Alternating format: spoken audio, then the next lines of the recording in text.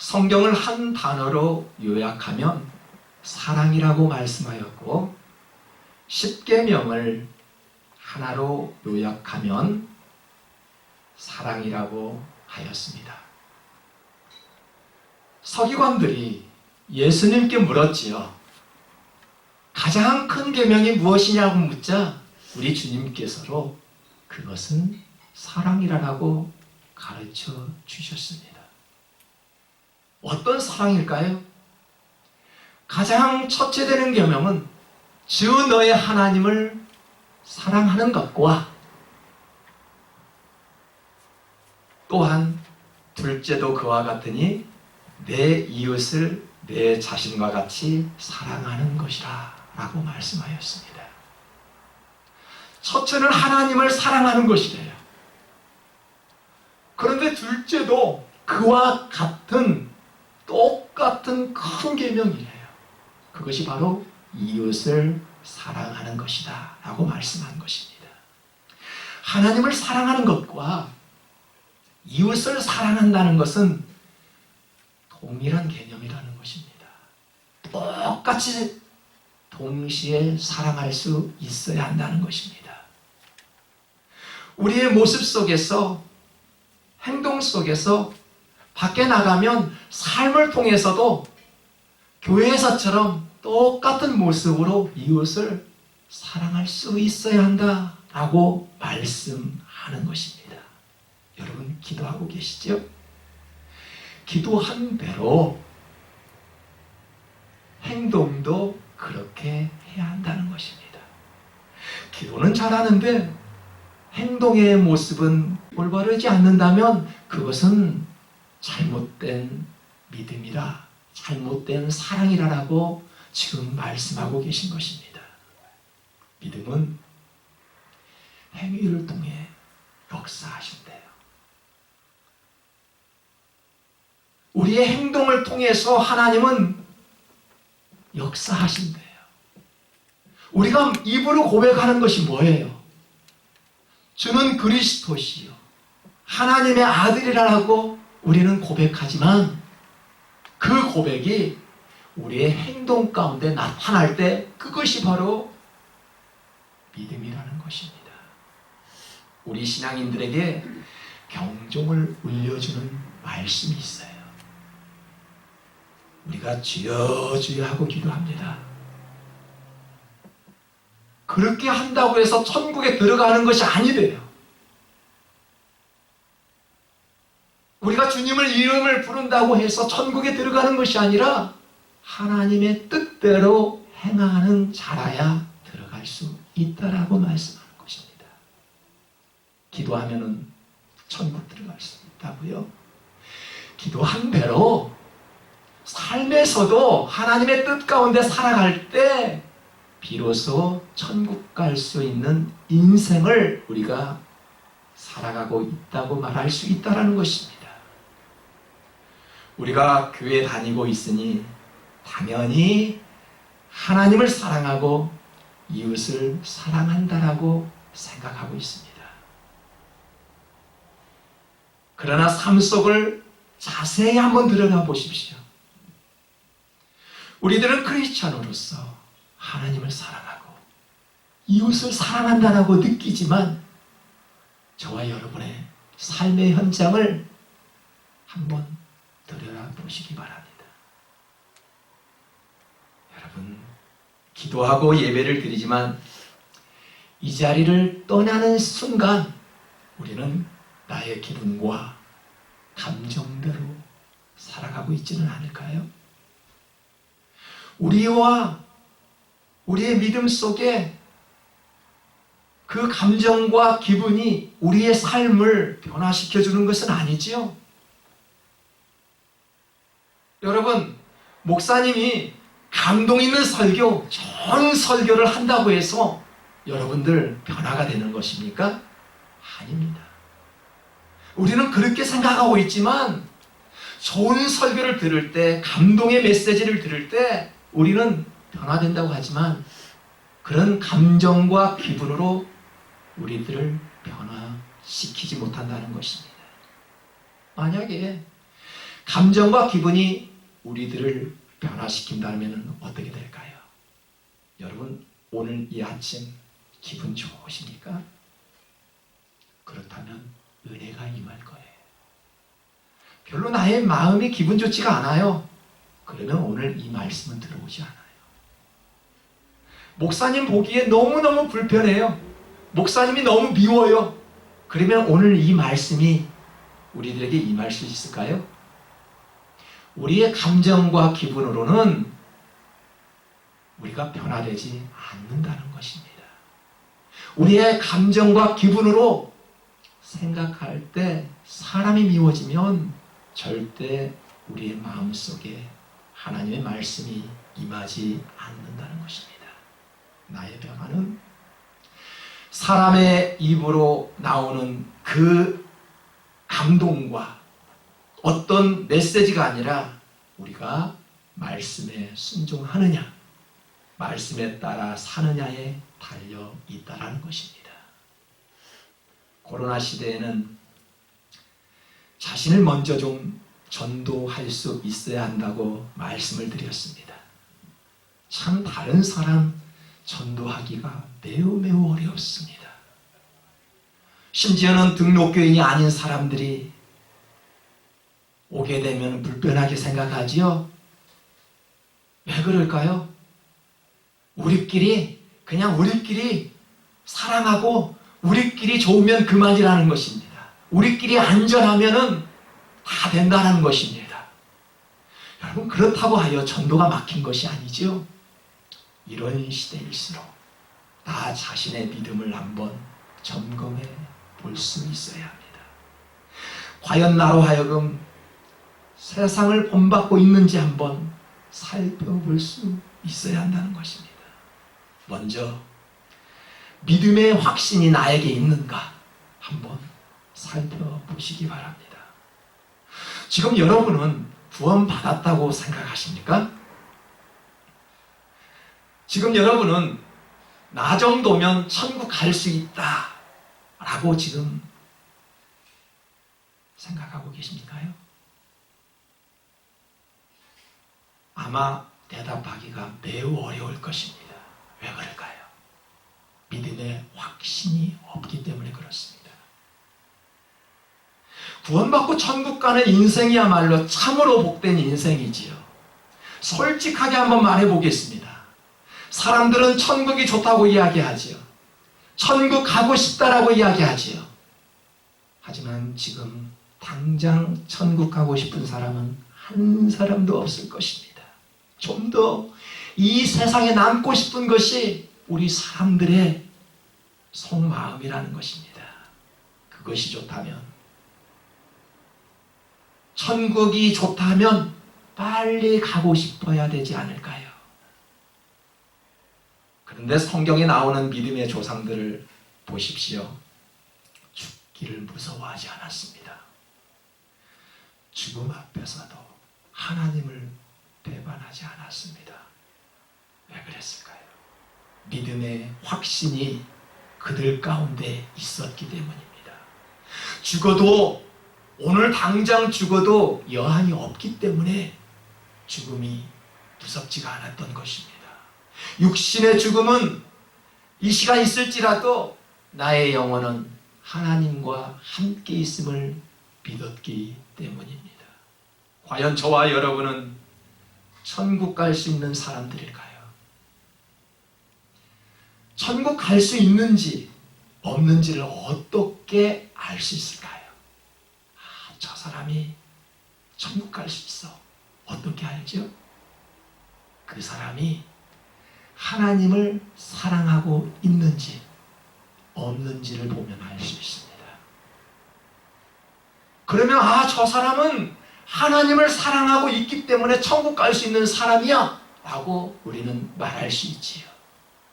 오늘 심리 상담자가 부부싸움을 자주 하는 사람에게 왜 결혼을 하였습니까? 라고 물었습니다. 뭐라고 대답했을까요? 행복하기 위해서 결혼했대요. 우리 청년들 왜 결혼하려고 하죠? 행복하기 위해서. 사랑하는 사람과 만나 행복한 가정을 이루기 위해서 우리는 결혼을 합니다. 그런데 결혼한 이 부부는 노상 싸움이 많았습니다. 여러분, 다툼이 많으면 그 결혼은 지옥과도 같습니다. 행복하기 위해서 결혼한 그 가정이 다툼이 많으면 지옥과 같다라는 것이지요. 왜 여러분이 예수님을 믿죠? 왜 신앙생활을 하고 계시죠? 왜 교회를 다니고 계십니까? 하나님과 교제하기 위해서 우리는 교회를 다니며 신앙생활을 하며 하나님의 자녀라고 말씀을 하지요. 만약에 하나님과의 교제가 없다면 어떻게 될까요? 지옥과도 같습니다. 하나님과의 교제가 활발할 때 천국이 되는 것이지, 어떻게 하나님과의 교제가 없이 신앙생활이 즐겁다라고 말할 수 있을까요? 성경을 압축하면 사랑이라고 했습니다. 사랑이 없다면, 교제가 없다면 그곳은 지옥과도 같다라는 말씀입니다. 첫째 되는 계명이 하나님을 사랑하라고 했습니다. 여러분들은 어떻게 하나님을 지금 사랑하고 계신가요? 성경은 이렇게 말씀하지요. 내 마음을 다하여, 목숨을 다하여, 뜻을 다하여 주 너의 하나님을 사랑하라. 여러분, 어떻게 하나님을 지금 사랑하고 계신가요? 지금 하나님을, 나의 마음을 정성껏 주님을 모실 수 있는 바탕이 되어 있나요?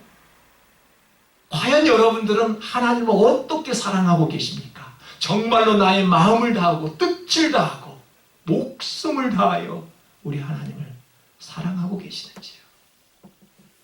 사랑하는 방법은 여러분 형식이 아닙니다.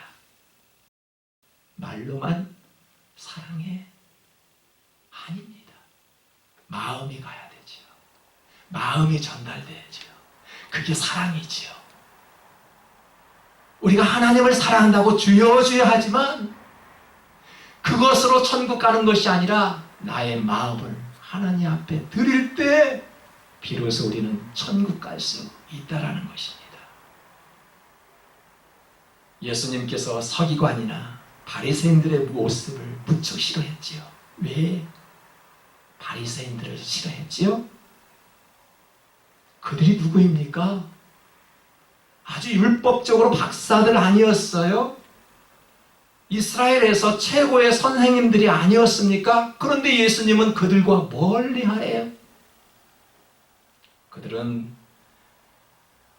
보여주기 위해 기도하였습니다. 사람들에게 보여주기 위해 서서 기도했어요. 사람들에게 보여주기 위해서 나는 헌금을 많이 하는 사람이야, 그렇게 자랑하였습니다. 드러내기 위해서 봉사도 하였습니다. 얼마든지 교회 안에서 그런 일들이 일어날 수 있겠지요? 그렇게 자랑 삼아 이야기한 바리새인과 서기관 앞에 두 렙돈을 드린 과부 이야기가 나오지요. 그 두 렙돈은 우리 돈으로 1불에 불과한 아주 작은 돈을 드렸던 그 과부가 너희들보다 가장 많이 드렸던 사람이라고 칭찬하였던 예수님이셨습니다. 자신에게 한번 질문해 보십시오. 정말 하나님을 사랑하고 계십니까? 나는 정말 하나님을 사랑하고 있습니까? 많은 그리스도인들이 이렇게 대답해요. 네, 하나님을 사랑하고 있습니다. 그리고 세상도 사랑합니다. 맞습니까?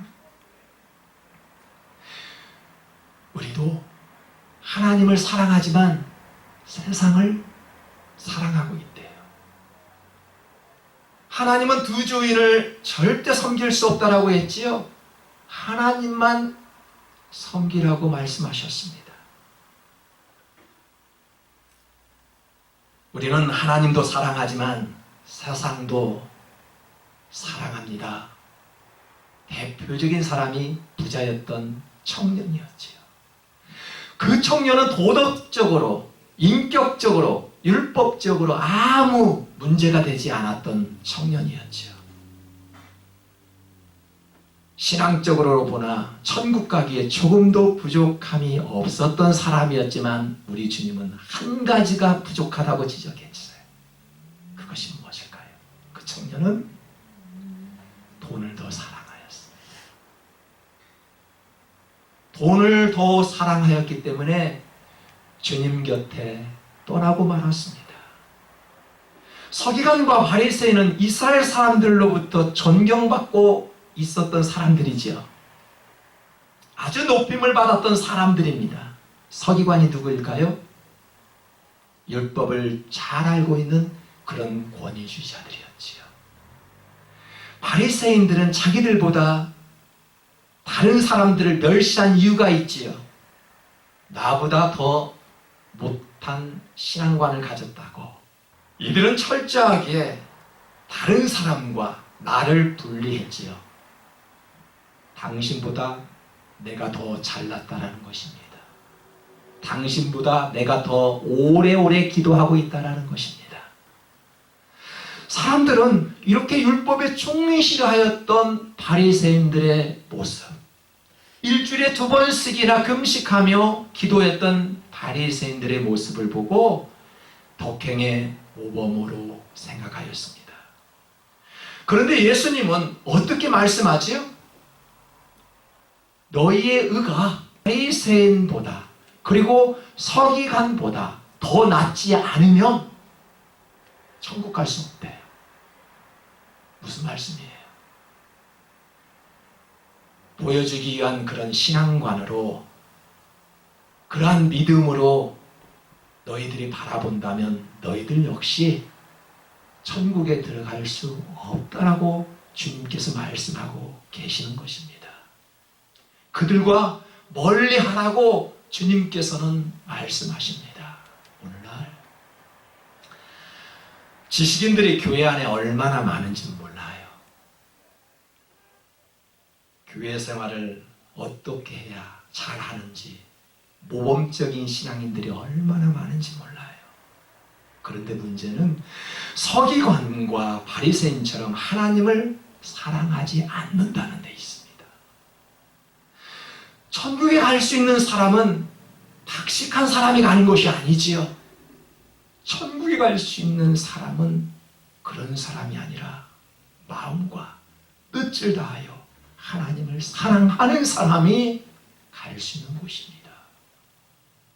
천국에 갈 수 있는 두 번째 방법은 무엇일까요? 이웃을 사랑할 때 갈 수 있대요.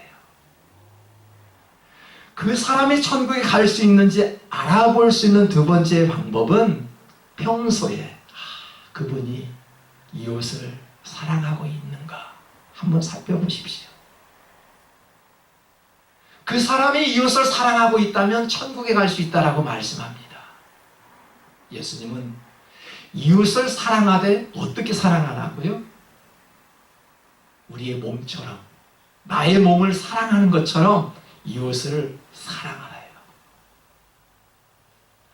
길거리에 지팡이를 짚고 다니는 백발의 노인들을 보면 돌아가신 어머니가 생각이 납니다. 놀이터에서 놀고 있는 아이들을 보면 누구 생각이 나요? 조카들이 생각나고 내 자식들이 생각나지요. 나도 저렇게 키웠는데 하면서 자식들이 생각납니다. 여러분, 미국 안에서는 지금 아동 인신매매가 줄어들고 있지 않습니다? 참 엄마들 조심해야 합니다. 도대체 이웃사랑이 무엇일까요? 베풀지는 못해도 피해는 주지 말아야 되지 않을까요? 지나가는 노인이 골목길에서 손잡벌대는 그런 청소년들이 담배를 태우고 있을 때 노인이 담배 태우면 안 된다고 이야기할 때 집단으로 그 노인을 구타한 적이 있었습니다. 지금 코로나로 인하여 많은 가게 문들이 닫혀 있지요. 이것을 노리고 밤 손님이 찾아와 많은 물건을 훔치고 있습니다. 참 문제입니다. 지금 미국에서는 마스크를 착용하는 이 상황에서 범죄자들이 늘어나고 있대요. 어떤 이유일까요? 내 부모, 내 자식, 나의 것이라면 어떻게 훔칠 수 있고 해칠 수가 있겠습니까? 가장 큰 계명은 하나님을 사랑하는 것으로 끝나지 않고 가장 큰 계명은 내 이웃을 사랑하는 것까지 포함되어 있다는 사실을 우리가 알아야 합니다. 하나님을 사랑하는 사람은 하나님을 닮게 되어 있지요. 여러분, 그동안 신앙생활을 하면서 무엇을 배웠어요? 내가 예수를 믿으면서 목사님들의 수많은 말씀을 들으면서 무엇을 배웠습니까? 베푸는 사랑을 배웠지요. 그저 받기보다는 남을 위해 베푸는 사랑을 배우지 않았습니까? 우리는 받기를 좋아하지만 그래도 우리는 예수님을 믿는 사람으로서 받는 것보다 베풀기를 좋아했어요. 하나님의 말씀이 그렇게 지금 가르치고 계신다는 것입니다.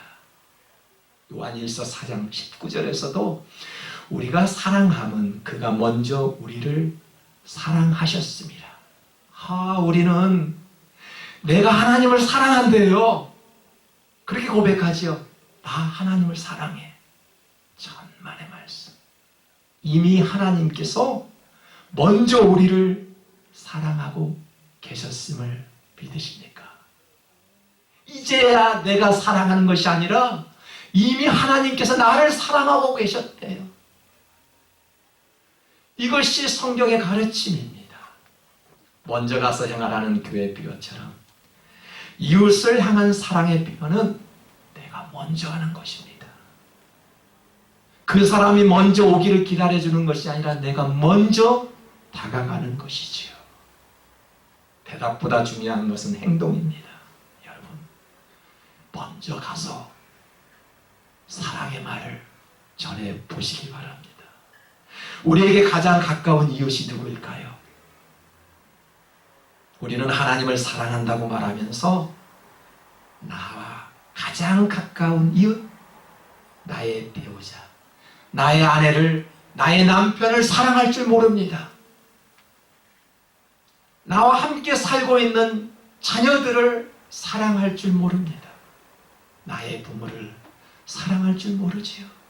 하나님을 사랑한다면서 가장 가까운 이웃을 사랑하지 못하고 있는 우리들의 마음, 한번 이 시간 회개할 수 있어야 합니다.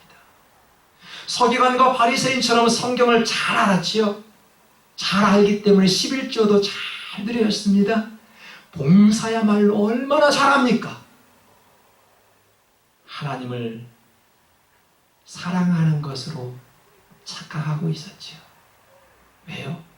너무나도 율법적으로 신앙적으로 잘 알고 있기 때문에 내가 하나님을 사랑하는 것으로 생각하였습니다. 여러분, 성실하게 살면 천국 갈 수 있을까요? 착한 일을 하면 천국 가는 걸로 착각하고 있다는 것입니다.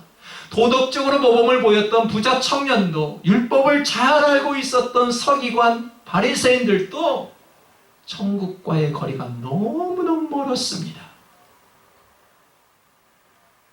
그러나 죄인 취급을 받았던 세리 중에서도 세리장이 누구였나요? 삭개오를 기억하신가요? 삭개오는 예수님을 영접하고 주님의 말씀에 따랐을 때 그가 이렇게 고백했지요. 주님, 내 소유의 절반을 가난한 자들에게 주겠사오며 만일 누구의 것을 속에 빼앗은 일이 있으면 내 갑절이나 갚겠나이다. 천국은 지식과 모양으로 가는 것이 아닙니다. 직분 가지고 가는 것이 아닙니다.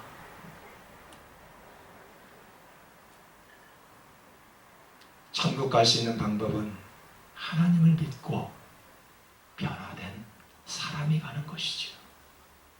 천국에 가는 사람들을 보면 회개를 잘하는 사람들이 갑니다. 반성할 줄 알아야 한다는 것이지요. 이것이 주님 안에서의 변화입니다. 주님께서 말씀합니다. 회개하라. 천국이 가까웠다 라고 말씀합니다. 천국 갈 수 있는 유일한 방법 중에 하나를 가르쳐 주셨죠. 바로 이것이 회개라는 것입니다. 가장 불행한 사람은 죄를 부인하는 것이에요. 자신의 잘못을 인정할 줄 몰라요. 참 불행한 사람입니다. 우리가 회개할 것이 있다면 무엇일까요? 저도 마찬가지죠. 목사님들 설교 많이 하는데 그 설교의 말씀처럼 살지 못할 때 회개할 수 있어야 합니다. 오늘 여러분 하나님 말씀을 들었습니까? 이웃을 사랑할 줄 모르고 하나님을 사랑할 줄 모른다면 우리가 이 시간 회개할 수 있어야 합니다. 기도할 것이 없다는 사람들이 있습니다. 5분 이상 기도할 수 없대요. 아주 교만한 사람입니다. 우리는 교회를 다닌다고 해서 천국 가는 것이 아니라는 것을 알아야 합니다. 서기관과 같은 직분으로 가는 것도 아닙니다. 마음을 다하고 목숨을 다하고 뜻을 다할 때, 그리고 내 이웃을 내 몸과 같이 사랑할 때 천국 갈 수 있다라고 분명히 말씀하고 계십니다. 우리가 헌금자라고 봉사자라고 천국 가는 곳이 아니라 하나님의 뜻에 따라 나의 이름이 생명책에 기록될 때 천국을 유업으로 받을 수 있다라고 말씀합니다. 오늘 이 말씀을 잘 기억하여 우리의 마음에 새겨 천국 갈 수 있는 인생이 저와 여러분에게 임할 수 있도록 주님의 이름으로 축복합니다. 우리 다 같이 말씀을 묵상하며 함께 기도합니다.